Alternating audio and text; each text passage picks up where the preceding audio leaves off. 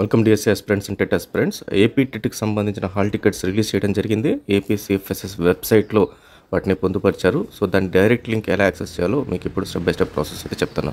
So ముందుగా AP CFSS వెబ్సైట్కి వెళ్ళండి. దాని డైరెక్ట్ లింక్ డిస్క్రిప్షన్లో ఉంది, దానిపైన క్లిక్ చేయండి. వన్స్ క్లిక్ చేసిన తర్వాత మీకు ఇక్కడ కనబడుతున్న లింక్ ఏదైతే ఉందో ఇది హాల్ టికెట్కి సంబంధించింది. దీనిపైన క్లిక్ హియర్ పైన క్లిక్ చేస్తే మీకు డైరెక్ట్గా హాల్ టికెట్కి సంబంధించిన పేజ్ అయితే ఓపెన్ అవుతుంది.